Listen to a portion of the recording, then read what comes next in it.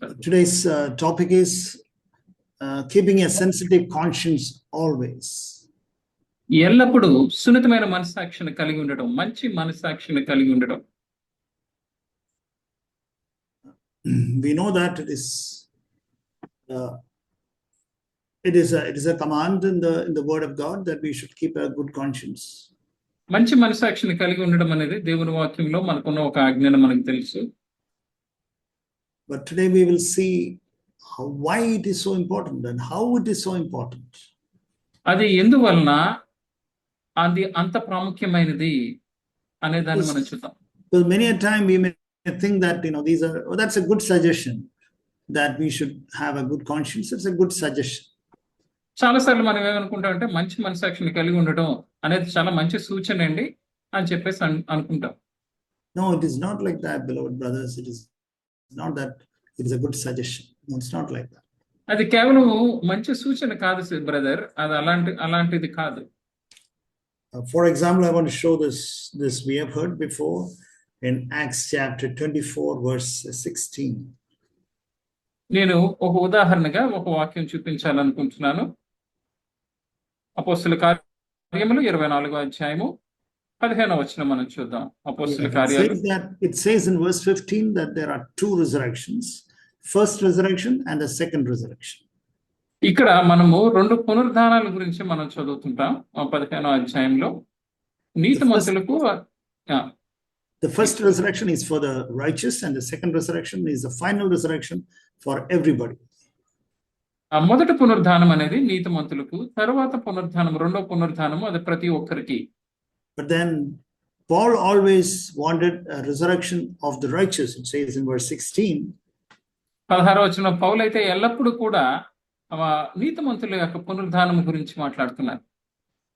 Therefore he says, in view of this, I also do my best to maintain always a blameless conscience before God and before men. ఈ విధమున నేనును దేవుని ఎడలను మనుషుల ఎడలను ఎల్లప్పుడూ నా మనస్సాక్షి నిర్దోషమైనదిగా ఉండినట్లు అభ్యాసము చేసుకొనుచున్నాను. In other words, so we can say from that verse it is so clear that if we do not maintain a good conscience before God and before men, there cannot be we can't be part of the first resurrection. దీని గురించి ఎంతో స్పష్టంగా ఏం తెలుస్తుందంటే మనుషులు ఎదుట దేవుని ఎదుట మనం మంచి మనస్సాక్షిని కలిగి ఉండకపోతే ఆ మొదటి పునరుద్ధానంలో మనం భాగస్థులము కాలేము. The first resurrection is for the righteous. మొదటి పునరుద్ధానము నీతిమంతుల కొరకు ఉంచబడింది. And therefore if we do not keep a blameless conscience before God and before men, always it says, always. ఎల్లప్పుడు కూడా దేవుని ఎదుట మనుషుల ఎదుట మనము మంచి నిర్దోషమైన మనస్సాక్షి కలిగి ఉండకపోతే, always means 24 hours 7 days.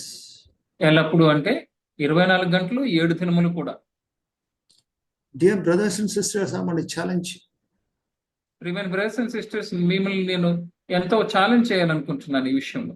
I myself have tried my best to keep a good conscience before God and before men always. మనుషుల ఎదుట దేవుని ఎదుట ఎల్లప్పుడూ మంచి మనస్సాక్షి కలిగి ఉండటానికి నేను నా శాయశక్తిలా ప్రయత్నించాను. That is my own personal testimony. అది నా వ్యక్తిగత సాక్షి. And then that is to encourage you. అది నేను మిమ్మల్ని ప్రోత్సహించడం కొరకు అది చెప్తున్నాను. That is not to exalt myself. నన్ను నేను హెచ్చించుకోవడానికి కాదు. Because there are a lot of people who say, how can we have a good conscience toward God and before men? It's not possible. చాలా మంది అంటూ ఉంటారు మనుషుల ఎదుట దేవుని ఎదుట మంచి మనస్సాక్షి ఎలా కలిగి ఉండగలమండి, అది సాధ్యం కాదు అంటారు. People say that then I have to it is a matter of shame. మనుషులు ఏమంటారంటే అది సిగ్గుపరిచే విషయం అండి. And then it is something, it is self-humiliating. అది మనల్ని మనమే హీనపరచుకోవడం లాంటిది. Or then people will think less of me. లేకపోతే మనుషులు నా గురించి చాలా తక్కువగా అనుకుంటారు. Or then people will say, oh, that is such a silly matter, brother, forget about it. కాకపోతే మనుషులు ఏమని అనుకోవచ్చు అంటే ఇది చాలా చిన్న విషయం అండి, దాని విషయం మర్చిపోండి. Or you can justify yourself saying that, yeah, that is how it is. అది అంతే, ఆ విధంగానే జరుగుతుంది అని మిమ్మల్ని మీరు సమర్థించుకోవచ్చు కూడా. You can justify yourself for so many reasons. చాలా కారణాలు చూపించి మిమ్మల్ని మీరు మీ తప్పు లేదన్నట్లుగా మిమ్మల్ని మీరు సమర్థించుకోవచ్చు. And then sometimes people say it is so insignificant. కొన్నిసార్లు మనుషులు ఏమంటారంటే అది ఎంత ఎన్నిక లేని విషయము, చిన్న విషయము అంటూ ఉంటారు. Yeah, it may be insignificant. అది చిన్న విషయమే అయి ఉండొచ్చు. Definitely it may be an insignificant matter for the other person. అది ఖచ్చితంగా ఇతరులకి చాలా చిన్న విషయమే అయి ఉండొచ్చు. Sometimes it may be a significant matter also. కొన్నిసార్లు అది పెద్ద విషయం అయి ఉండొచ్చు కూడా. But sometimes it will be an insignificant matter for the other person. కానీ సాధారణంగా ఎలా ఉంటుందంటే ఎదుటి వారికి అది చాలా చిన్న విషయంలాగా అనిపిస్తూ ఉంటుంది. Then there are people who say that, well, I'll maintain a good conscience before God, but not before men. కానీ కొంతమంది మనుషులు అంటారు, వాళ్ళు ఏమంటారంటే దేవుని ఎదుట నేను మంచి మనసాక్షిని కలిగి ఉంటాను, మనుషులు ఎదుట కాదు. That means it is easy for me to apologize or ask forgiveness from God and not from people. అంటే దాని అర్థం ఏంటంటే దేవుని ఎదుట క్షమాపణ అడగడం అనేది నాకు చాలా తేలికైనది, మనుషులు ఎదుట మాత్రం కాదు అంటూ ఉంటారు. All of you brothers and sisters, you are all born again and you want to follow the Lord. ప్రియమైన బ్రదర్స్ అండ్ సిస్టర్స్, మీరందరూ తిరిగి జన్మించిన వారు, దేవుని వెంబడించాలనుకుంటున్నవారు. So then we know that taking baptism is an important step for our growth, for our forward walk with the Lord. దేవునితో మనం ముందుకు నడిచి వెళ్ళడానికి బాప్తిస్మం అనేది ఎంతో ప్రాముఖ్యమైనదని మనకు తెలుసు. And the Bible says in 1 Peter that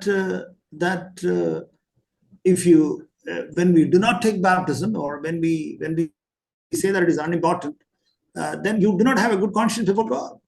మొదటి పేతురులో బైబిల్ ఏం చెప్తుందంటే మీరు బాప్తిస్మం తీసుకోకపోతే, లేకపోతే అది ప్రాముఖ్యమైనది కాదు అని మీరు అనుకుంటే మీరు దేవుని ఎదుట మంచి మనసాక్షి కలిగిన వారు కాదు.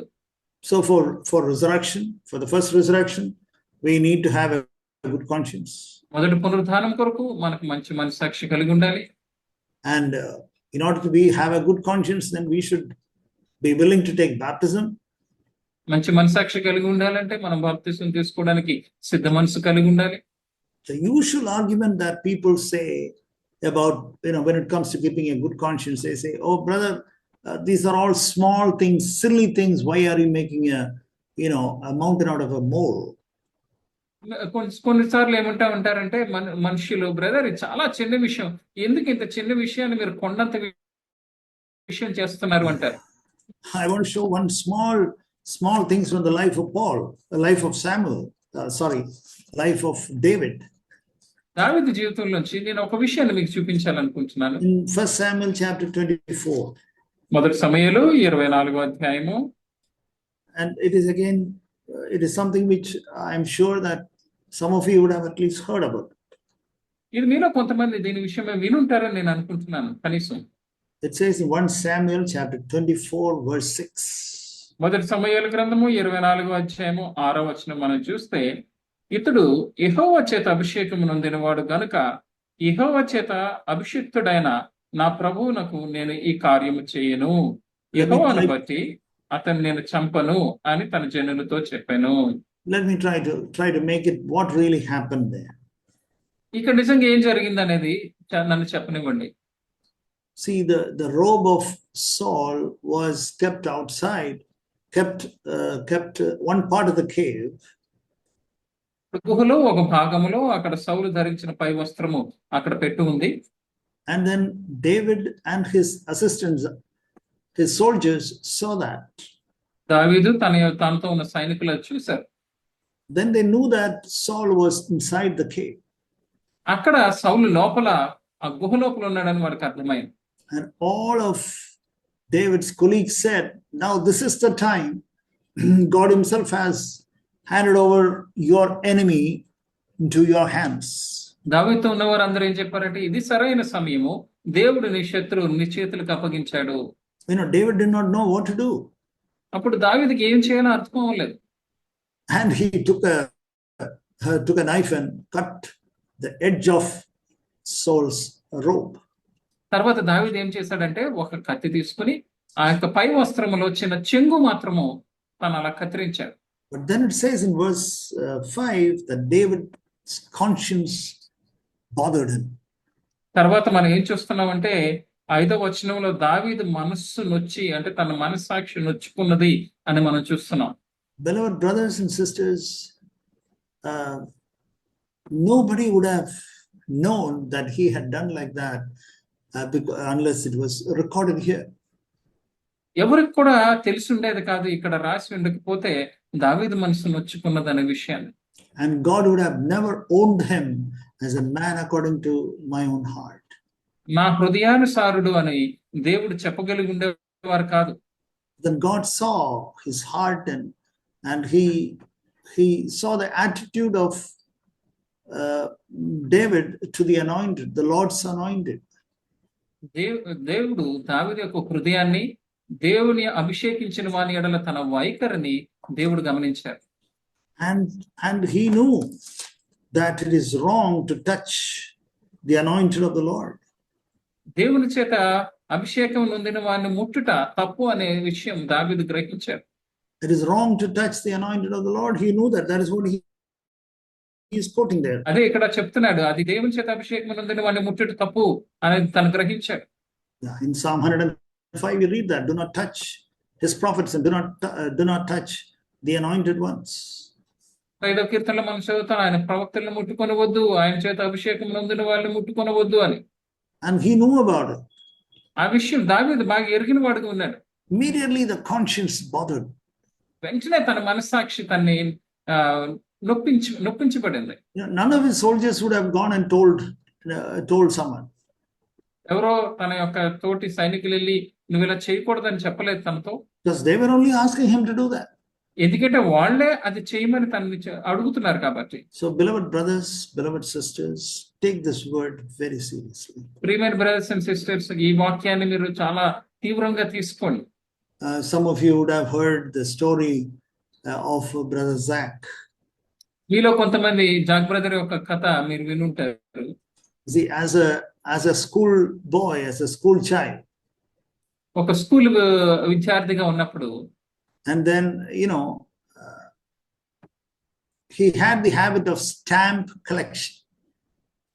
జాక్ బ్రదర్ కి స్టాంపులు సేకరించడం అనేది ఒక హాబీ కింద ఉండేది. See, at that time, in those times, stamp collection was a big craze among the children. ఆ రోజుల్లో చిన్నపిల్లల మధ్యలో ఈ స్టాంపులు సేకరించడం అనేది చాలా క్రేజీగా ఉండేది. We used to have stamp albums. దాన్ని తీసుకొచ్చి ఆల్బమ్ లో పెట్టి తయారు చేస్తూ ఉండేవాళ్ళు, ఆల్బమ్ లాగా.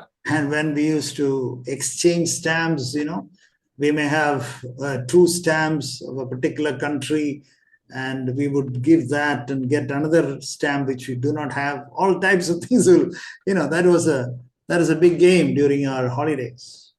మా చిన్నపిల్లలకు ఉన్నప్పుడు ఆ సెలవుల దినాల్లో మాకు మంచి ఆటలాగా ఏంటంటే వేరే దేశాలకు చెందిన స్టాంపులని సేకరించి మా దగ్గర 2 ఉంటే ఒక స్టాంప్ ఇచ్చి మా దగ్గర లేని స్టాంపులు తీసుకుంటూ ఉండేవాళ్ళం. To make stamp albums. ఆ స్టాంపులతో ఆల్బమ్ల కింద తయారు చేసేవాళ్ళం. And then like that, brother Zach also used to have that. అదే విధంగా జాక్ బ్రదర్ కూడా అలాగే స్టాంప్ కలెక్షన్, స్టాంపులు సేకరించడం అనేది చేస్తుండేవాళ్ళు. And he and his friend were playing this stamp album exchanging process and looking at it and all that. Jack brother తన స్నేహితుడు కలిసి ఆ యొక్క స్టాంప్ ఆల్బమ్ ఒకళ్ళొకరు ఇచ్చుకుని దాంతో ఆటలు ఆడుకుంటూ ఉన్నారు. And then when the other friend was looking the other side, he stole 2 stamps from him.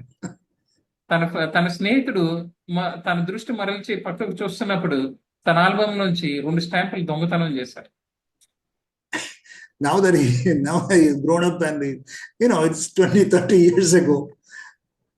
అప్పుడు పెద్దవాళ్ళు అయిన తర్వాత 20-30 సంవత్సరాల క్రితం జరిగిన విషయం అది. Now he is born again, he is baptized, and he started preaching God's word. ఇప్పుడు తిరిగి జన్మించారు, బాప్తిసం తీసుకున్నారు, దేవుని వాక్యాన్ని బోధించడం మొదలు పెట్టారు. And one day the Lord reminded him. ఒకరోజు దేవుడు జాక్ బ్రదర్ గుర్తు చేశారు ఆ విషయాన్ని. And he said, Lord, what is this? What will that fellow think that I have gone mad? అప్పుడు బ్రదర్ అన్న, దేవా ఏం చేయమంటారు, ఇప్పుడు నేను పిచ్చోడు అనుకుంటాడేమో, నేను వెళ్ళి తనకి ఇలా చెప్తే. This is such a silly thing. It doesn't have any value for him or value for brother. Now ఇది చాలా చిన్న విషయం కదా. దానికి విలువేమి లేదు. ఆ అబ్బాయికి అది విలువగా కాదు, నాకు విలువైంది కాదు. But he decided to listen to the Holy Spirit, and through the conscience, the awakened conscience by the Holy Spirit, he was willing to listen to that and obey that. పరిశుద్ధాత్ముడు తన యొక్క మనస్సాక్షిని మేల్కొల్పినప్పుడు ఆ మనస్సాక్షి మాట వినడానికి ఆయన సిద్ధపడ్డారు. And then he did it. He called him up, or he some or the other got his address and then told him that this is what happened. I'm very sorry about it. Please forgive me. Phone చేయడమో లేకపోతే address కనుక్కుని వెళ్ళడమో గానీ ఏదో ఒక రకంగా brother వెళ్ళి ఆయనతో చెప్పారన్నమాట, క్షమించు, నీ స్టాంపులు 2 నేను దొంగతనం చేశాను. I have never forgotten that. అది నేను ఎప్పుడు మర్చిపోలేను. Beloved brothers, beloved sisters, take life seriously. Beloved brothers and sisters, జీవితాన్ని మీరు చాలా తీవ్రంగా తీసుకోండి. Look at the testimony of Daniel. There is a book of Daniel. After Jeremiah, Ezekiel, we have Daniel. మనం దానియేలు సాక్ష్యం చూద్దాం. ఇర్మియా, ఎజెకియల్ తర్వాత దానియేలు ఉంటుంది. Daniel chapter, I think it's chapter 6. Yes. దానియేలు గ్రంథము 6వ అధ్యాయము. Darius, the king Darius, put Daniel into the lion's den. రాజైన దర్యావేషు దానియేలుని సింహపు బోనులో వేయించారు. Purely out of jealousy. కేవలం అసూయ చేత ఇలా చేయించారు మనుషులు. The colleagues of Daniel was so jealous of him because King Darius had such a great respect for Daniel. దానియేలుతో పనిచేసే వారికి దానియేలు అంటే ఎంతో అసూయ ఉండేది. ఎందుకంటే దర్యావేషుకి దానియేలు అంటే చాలా ఇష్టము, చాలా గౌరవము. And then they were so jealous and they said, we have to destroy this fellow. ఎంతో వాళ్ళు అసూయ చెంది ఎలాగైనా కానీ వీరిని నాశనం చేయాలి అనుకున్నారు. King Darius never wanted to harm him in any way. ఏ విధంగా కూడా తనకి హాని చేయలేకపోయారు వాళ్ళు. But anyway, because he had already signed the papers. కానీ దర్యావేషు ఇదివరకే ఆ యొక్క కాగితముల మీద సంతకం పెట్టి ఉండటం వలన So Daniel was put in the lion's den. దానియేలును తీసుకుని వెళ్ళి సింహబోనులో వేయవలసి వచ్చింది. And then early morning, it says in verse 6:19, then the king arose with the dawn at the break of day and went haste to the lion's den. 6:19 ఈ విధంగా ఉంది. తెల్లవారుజామున రాజు వేగమే లేచి సింహముల గుహ దగ్గరకు త్వరపడిపోయాను. And he is shouting and asking, oh Daniel, are you okay? అతను గట్టిగా పిలిచి ఇలా అడుగుతున్నాడు, దానియేలు నీవు క్షేమంగా ఉన్నావా? And then he says, verse 22, amazing word. ఇక్కడ 22వ వచనం చూడండి, ఎంతో అద్భుతమైన దేవుని వాక్యము. నేను నా దేవుని దృష్టికి నిర్దోషిగా కనబడితిని గనుక ఆయన తన దూతను పంపించి సింహములు నాకు ఏ హానియు చేయకుండా వాటి నోళ్లు మూయించెను. రాజా, నీ దృష్టికి నేను నేరం చేసిన వాడును కాను కదా అనెను. What an expression. I like that Telugu word nirdoshi. తెలుగులో ఇక్కడ నిర్దోషి అన్న మాట నాకెంతో ఇష్టమవుతుంది. That's such a beautiful word it is. ఎంతో అందమైన మాట అది. In other words, he says, oh king, I had a good conscience before God and before you, oh king. I had a good conscience. I have done all my work. I have never tried to do any harm, and I have done my best. To the best of my knowledge and understanding, I served you. ఇంకొక మాటలో చెప్పాలంటే మనుషులు ఎదుట దేవుని ఎదుట నేను మంచి మనస్సాక్షి కలిగి ఉన్నాను. నేను ఎవరికి ఏ హాని చేయలేదు. నాకు తెలిసినంత వరకు, నా జ్ఞానం ఉన్నంత వరకు నేను అందరికీ మంచే చేశాను. Now I want to show you some New Testament verses. ఈ నూతన నిబంధన వచనములను నేను చూపించాలనుకుంటున్నాను ఇప్పుడు. From first Timothy. మొదటిగా మొదటి తిమోతికి రాసిన మొదటి పత్రిక. First Timothy is the last but one letter of Paul. పౌలు రాసిన ఆఖరి నుంచి 2వ పత్రిక ఇది. This is the last letter. His last letter was 2 Timothy.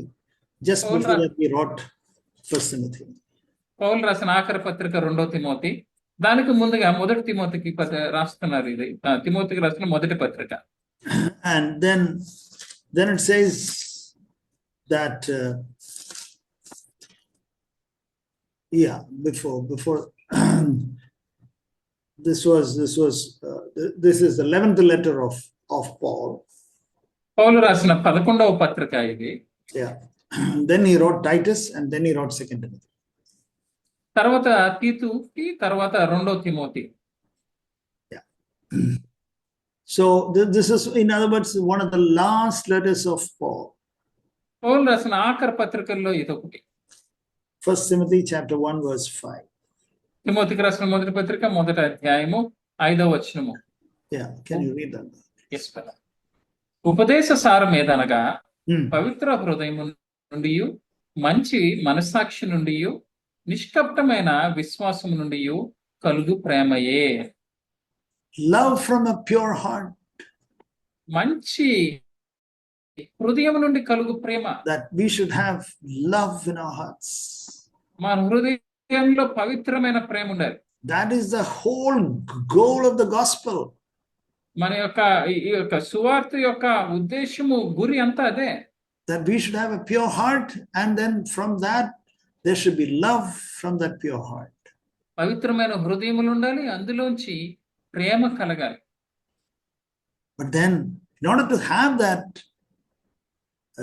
pure love, ఆ పవిత్రమైన శుద్ధమైన ప్రేమ కలిగి ఉండడానికి we should have 3 things. శుద్ధమైన ప్రేమ కలిగి ఉండడానికి 3 విషయాలు అవసరం. A pure heart, పవిత్రమైన హృదయము, a sincere faith, నిష్కపటమైన విశ్వాసము, and a good conscience. మంచి మనస్సాక్షి. All of you, I'm sure that all of us will agree that we should have a pure heart. అందరము ఒప్పుకుంటాము పవిత్రమైన హృదయం ఉండాలి అనే విషయాన్ని. And we should love. మనం ప్రేమ కలిగి ఉండాలి. I'm sure that none of you will disagree if I say we should have love. ప్రేమ కలిగి ఉండాలి అనే విషయంలో ఎవరు విభేదించారో నేను అనుకుంటున్నాను. Beloved brothers and sisters, that can come only from one of the ingredients is good conscience. అది వస్తుంది, అది రావాలి అంటే అవసరమైన వాటిలో ఒకటి ఏంటంటే మంచి మనస్సాక్షి. Look at verse 19. 1 Timothy chapter 1 verse 19. తిమోతికి రాసిన మొదటి పత్రిక 1వ అధ్యాయం 19వ వచనం చూద్దాం. అట్టి మనస్సాక్షిని కొందరు త్రోసివేసి విశ్వాస విషయమై ఓడబద్దలైపోయిన వారి వలె చెడి ఉన్నారు. అట్టి మనస్సాక్షిని త్రోసివేసి. Yeah. Keeping faith and a good conscience, which some have rejected and suffer shipwreck in regard to their faith. విశ్వాస విషయమై కొంతమంది దాన్ని త్రోసివేసి ఓడబద్దలైపోయిన వారి వలె చెడి ఉన్నారు. You know, in the previous in verse 5 we saw that if you do not have a good conscience, we cannot have love. 5వ వచనంలో మనం చూసాము, మంచి మనస్సాక్షి లేకుండా ప్రేమ కలిగి ఉండలేము అనే సంగతి. And here it says, if we do not have a good conscience, we cannot hold on to our faith. We cannot continue in our faith. మనకి ఇక్కడ మనం ఏం చూస్తున్నామంటే 19వ వచనంలో మంచి మనస్సాక్షి లేకపోతే మనం విశ్వాసమును పట్టుకుని ఉండలేము అనే విషయాన్ని చూస్తున్నాం. What am I trying to say? నేను ఏం చెప్పడానికి ప్రయత్నిస్తున్నాను? It is trying to encourage you, beloved brothers and sisters, that this is so important. మిమ్మల్ని నేను ఎంతో ప్రోత్సహించాలనుకుంటున్నాను ప్రియమైన బ్రదర్స్ అండ్ సిస్టర్స్. ఇదెంతో ప్రాముఖ్యమైన విషయం. Look at chapter 3 verse 9. 3వ అధ్యాయము 9వ వచనం చూడండి. మొదటి తిమోతికి రాసిన మొదటి పత్రిక. You want to serve God with some responsibility in the church? సంఘములో ఏదో ఒక బాధ్యతతో నువ్వు దేవునికి సేవ చేయాలనుకుంటున్నావా? You know, in chapter 3 it talks about elders and deacons. ఇక్కడ 9వ వచనము 3వ అధ్యాయము సంఘ పెద్దల గురించి, సంఘములో సహాయం చేయవారి గురించి రాయబడింది. So we can see verse 9. 9వ వచనం చూడొచ్చు. విశ్వాస మర్మమును పవిత్రమైన మనస్సాక్షితో గైకొను వారై ఉండవలెను. So the deacons or the servants should have faith. They should hold on to the mystery of faith and a good conscience. ఇక్కడ సహాయం చేయవారు, తర్వాత సేవించేవారు కూడా విశ్వాసం అనే మర్మమును పవిత్రమైన మనసాక్షితో గైకొను వారై ఉండాలి. So it is not serving God, doing that, doing this, doing that. No. ఇది కేవలం దేవుని సేవించడము, అది చేసి ఇది చేసి దేవునికి సేవ చేయడం మాత్రమే కాదు. But then you should have a good faith in the Lord and also a good conscience. మంచి విశ్వాసం కలిగి ఉండాలి మరియు పవిత్ర కలిగి ఉండాలి. I want to show you a verse in 2 Timothy. ఇంకొక వచనం చూపించాలనుకుంటున్నాను, తిమోతికి రాసిన 2వ పత్రిక. As I told you that this is the last letter of Paul. నేను మీకు మొదటిగా చెప్పినట్లుగా ఈ తిమోతికి రాసిన 2వ పత్రిక పౌలు రాసిన ఆఖరి పత్రిక. Chapter 1 verse 3. మొదటి అధ్యాయము 3వ వచనం. There's one expression there. Yeah, can you read that, please? Yes, నా ప్రార్థనల యందు ఎడతెగక నిన్ను జ్ఞాపకము చేసుకొనుచు నీ కన్నీళ్లను తలంచుకొని నాకు సంపూర్ణ ఆనందము కలుగుటకై నేను చూడవలనని రేయింబగళ్ళు అపేక్షించుచు. Yeah, that's all right. But the first part, I thank God whom I serve with a clear conscience. That is in 4th verse in Telugu, brother. Oh, okay. నిర్మలమైన మనసాక్షితో నేను సేవించుచున్న దేవుని ఎడల కృతజ్ఞుడనై ఉన్నాను. So he says, I am serving God. How? I am serving God with my Bible knowledge? No. I am serving God with money? No. I am serving God with a clear conscience. నేను ఏ విధంగా దేవుని సేవిస్తున్నాను? Bible జ్ఞానంతో సేవిస్తున్నానా? నా దగ్గర ఉన్న డబ్బుతో సేవిస్తున్నానా? ఇవేమీ కాదు, కానీ నిర్మలమైన మనసాక్షితో నేను దేవుని సేవిస్తున్నాను అని చెప్తున్నాను. Or I am serving God with the missionary journeys there, traveling there, going there, visiting here. No. నేను మిషనరీ సేవ చేస్తున్నాను, అక్కడికి నా ప్రయాణం ద్వారా దేవుని సేవిస్తున్నానా, లేకపోతే ఇక్కడికి నేను ప్రయాణం చేయడం ద్వారా దేవుని సేవిస్తున్నానా అంటే అదేమీ కాదు, కానీ మంచి నిర్మలమైన మనసాక్షితో నేను దేవుని సేవిస్తున్నాను అని చెప్తున్నాను. And the writer of Hebrews gives a very good warning for those of us who have got a good conscience. హెబ్రీయులకు రాసిన పత్రికలో ఆ గ్రంథకర్త మనందరికీ మంచి మనసాక్షి విషయమై రాస్తున్నారు. Chapter 13, the last chapter 13 verse 18. హెబ్రీయులకు రాసిన పత్రిక 13వ అధ్యాయము 8వ వచనం మనం చూస్తే, యేసుక్రీస్తు నిన్న నేడు ఒకటే రీతిగా ఉన్నాడు, అవును యుగములకు ఒకటే రీతిగా ఉండును. It says in verse 13:18, pray for us, for we are sure that we have a good conscience. He says we have got a good conscience. 18, brother. Sorry, brother. 18. I read 8, brother. Okay, sorry. Yeah. 18. మా నిమిత్తము ప్రార్థన చేయుడి, మేమన్ని విషయములో యోగ్యముగా ప్రవర్తింపగోరుచు మంచి మనసాక్షి కలిగి ఉన్నామని నమ్ముకొనుచున్నాము. He says I got a good conscience. మేమందరము మంచి మనసాక్షి కలిగి ఉన్నాము అని రాస్తున్నారు ఇక్కడ. Pray for us. That means it was more than one person. మా కొరకు మా నిమిత్తము ప్రార్థన చేయండి. మా అంటే అక్కడ ఒకరి కంటే ఎక్కువ మంది ఉన్నారు అని. Definitely Timothy was there, as it says in verse 23. ఖచ్చితంగా అక్కడ తిమోతి ఉన్నాడు, 23లో చెప్పినట్లుగా. With whom if you come soon I shall see you. మీరు త్వరగా వస్తే నేను మిమ్మల్ని చూస్తాను అని అక్కడ రాస్తున్నారు. So maybe it was Paul and Timothy. అక్కడ పౌలు తిమోతిల గురించి రాస్తున్నారు అన్నమాట. But we are not sure. Sorry, brother. But we are not sure. ఖచ్చితంగా వాళ్ళు పౌలు తిమోతిలే అనే విషయంలో మనకి అంత నమ్మకం అంత ఖచ్చితంగా తెలియదు. But then he says we have a good conscience. కానీ ఇక్కడ ఏం రాస్తున్నారంటే మేము మంచి మనసాక్షి కలిగి ఉన్నాము అంటున్నారు. But he doesn't say okay, therefore we are great, therefore full stop. No, that is not what he says. మేము మంచి మనసాక్షి కలిగి ఉన్నాము కాబట్టి గొప్పవారము కాబట్టి ఇక్కడతో ఆపేస్తున్నాము అని చెప్పట్లేదు, ఫుల్ స్టాప్ ఏం పెట్టట్లేదు అక్కడ. He says desiring to conduct ourselves honorably in all things. మేము అన్ని విషయములో యోగ్యముగా ప్రవర్తింపగోరుచున్నాము అని చెప్తున్నారు. I want to live better. I want to do it better. That is what the writer is saying. ఈ గ్రంథకర్త మేము ఇంకా మంచిగా చేయాలనుకుంటున్నాము, ఇంకా యోగ్యముగా చేయాలనుకుంటున్నాము అని రాస్తున్నారు ఇక్కడ. I want to conduct myself honorably in all things. అన్ని విషయముల్లో నన్ను నేను మంచిగా యోగ్యముగా ప్రవర్తింపగోరుచున్నాము. Yeah, he had in all that he had failed. ఇంక వీటన్నిటితో కూడా ఆయనకి విశ్వాసం ఉన్నది. like he got angry at the high priest.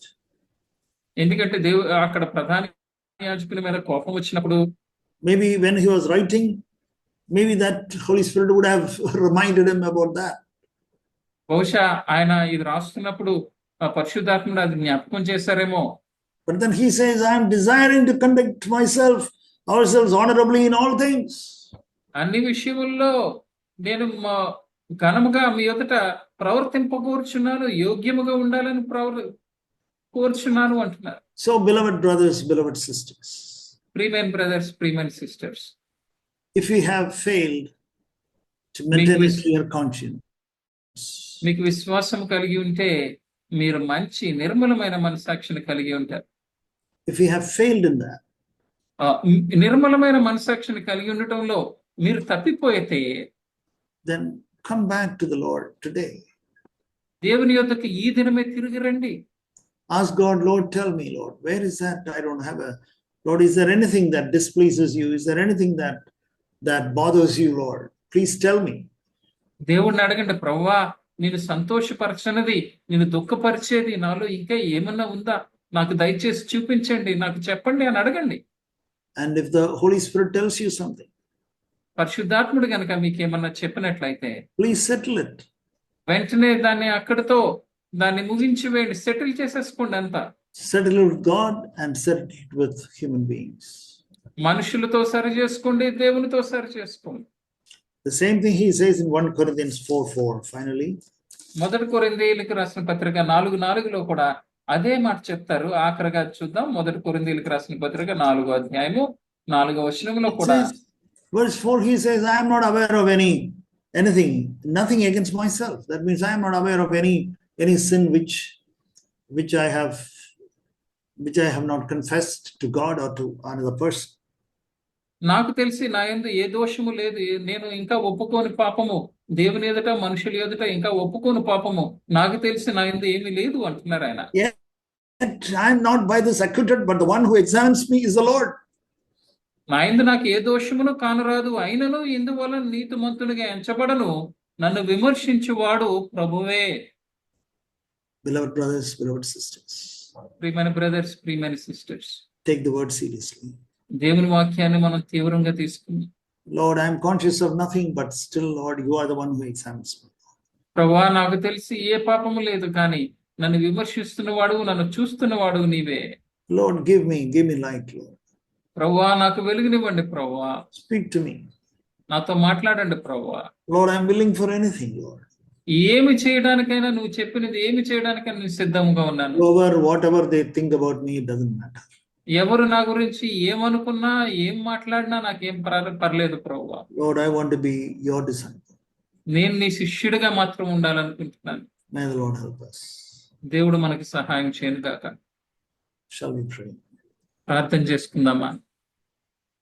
Father, we thank you, we praise you.